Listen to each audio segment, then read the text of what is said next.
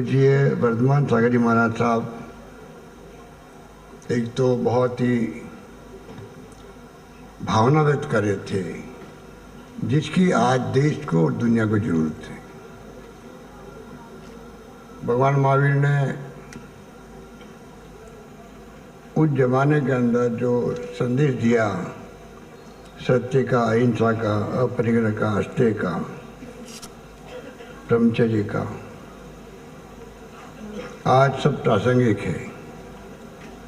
और आपने ठीक कहा, महात्मा गांधी ने भी प्रेरणा ली, तो प्रेरणा ली श्रीमद राजचंद्र जी महाराज साहब से।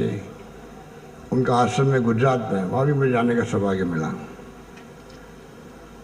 गुरु वैचर जी स्वामी जी भी थे, तो गांधी जी भी उनके विचारों से, जो भगवान महावीर के दीवे थे सत्य के, अहिंसा के, उससे प्रभावित। ये अपने खेत में 2000 मछलियां पाल के हर 6 महीने में 3 लाख तक कमा रहे हैं। आपको भी ये करना है, इनसे सीखना है तो फ्रीडम ऐप को अभी डाउनलोड कीजिए। तो करके उन्होंने अपने जीवन के अंदर आत्मसात किया सत्य को, अहिंसा को, और जिसके मार्ग पे चल के अभी मुनीश्री कह रहे थे कि देश को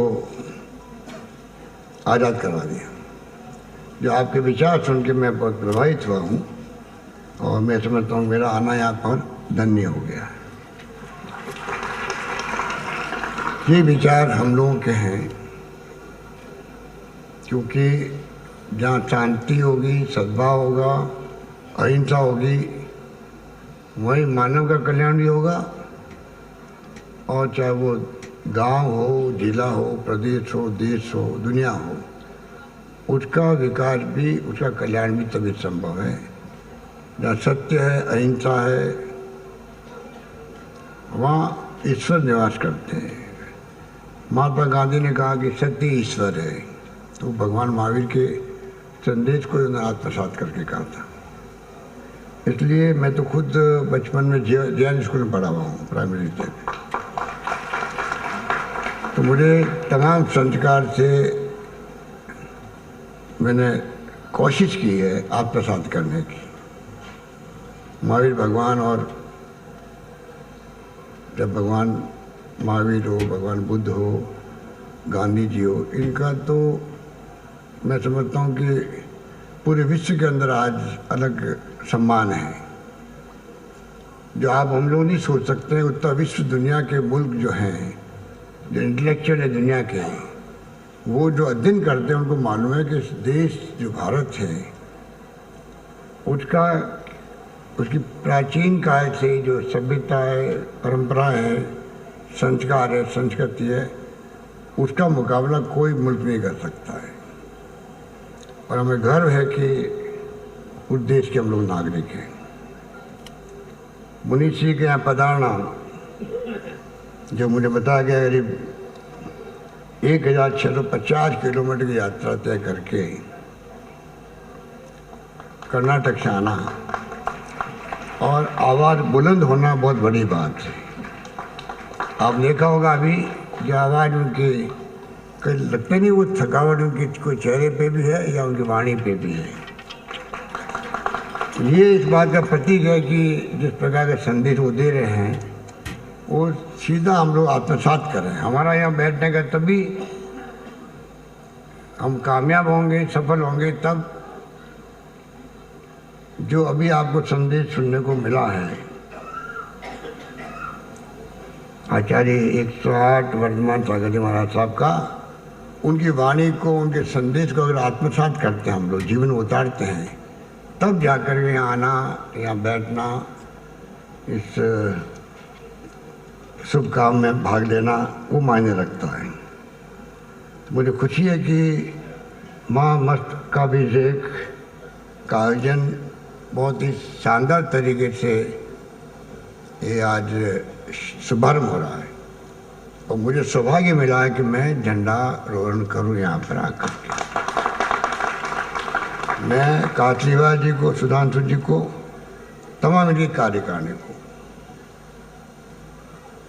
और तमाम उन लोगों को जो मुझसे आगे मिले थे, कातलीवाल जी साहब, शांति कुमार जी, अशोक पाटने जी, महेंद्र पाटने जी, विवेक काला जी, सबने जब मुझे पहली बार कहा इस प्रोग्राम आने के लिए और चीफ सेक्रेटरी की अध्यक्षता में कमेटी बनाने के लिए, तो आज मुझे सुकून मिल रहा है कि कासलीवाल जी जो अध्यक्ष हैं वो कह रहे हैं 50 साल में जो काम महावीर जी में नहीं हुए हैं, सफाई के, सड़कों के, विकास के, वो काम पहली बार हुए। आपके समाज के अध्यक्ष का कहना मायना रखता है। एक मॉडल पंचायत बना दी गई है और मैं समझता हूँ स्वाभाविक है, आवश्यक भी है, क्योंकि ये पावन धाम भी है, पवित्र धाम भी है। पूरे देश के कोने कोने से लोग आते हैं यहाँ साल भर तक। तो अगर ये पंचायत साफ सफाई, अच्छी सड़कें अगर उस रूप में सुंदर होगी, मॉडल होगी, तो उनको लगता है कि महावीर भगवान का जो स्थली है वहाँ पर सब कुछ सुकून मिलने वाली बातें हैं। तो मुझे खुशी है कि आज हम सब यहाँ पर इकट्ठे हुए हैं और मुझे आज याद किया, उसके लिए मैं आभारी हूँ। मुझे बताया गया कि जो यहाँ पर 24 फीट की जो एक प्रतिमा लगाई गई भगवान महावीर की, काला परिवार ने और सीपी जैन साहब ने उसका मैनेजमेंट किया, उसके लिए भी मैं उनको आप सबकी ओर से बधाई देता हूँ। और अभी मैं जब गया मंदिर में तो उसके ग्राउंड के अंदर, अंडरग्राउंड के अंदर जो शानदार म्यूजियम बना हुआ है मूर्तियों का, मेरे ख्याल देश में कहीं नहीं होगा ऐसा। जिस रूप में लक्ष्मी जी, पवन जी, पंसारी परिवार ने जो भगवान महावीर की और तीर्थंकर की जो मूर्तियाँ में लगाई है, मैं समझता हूँ कि वो अद्भुत है। और ऋषभदेव महाराज जी आदिकाल से लगा के भगवान महावीर तक की जो मूर्तियाँ लगाई गई है, मूर्ति बनाई गई विभिन्न पत्थरों की, दुनिया भर के मुल्कों में जो पत्थर है, माणिक, मोती, जो भी अलग अलग तरह के हैं, उनकी बहुत ही सुंदर मूर्तियाँ बनाई गई है गढ़ करके। वो अपना आप एक मैं समझता हूँ कि बहुत बड़ी उपलब्धि है। और परिवार का समर्पण देखिए आप, इस परिवार का, लक्ष्मी जी, पवन जी, पंसारी परिवार का, कि उन्होंने इतना बड़ा काम समाज के लिए किया है, वो भी साधुवाद के पात्र हैं। इसलिए मैं लंबी बात नहीं कहता हुआ, ये धार्मिक प्रोग्राम है, इसलिए धार्मिक प्रोग्राम में धर्म तक ही मैं सीमित रहना चाहता हूँ। मैं राजनीतिक कार्यकर्ता हूँ, आप सबके आशीर्वाद से मैं तीसरी बार मुख्यमंत्री बना हूँ, तीसरी बार मुख्यमंत्री बना आपके आशीर्वाद।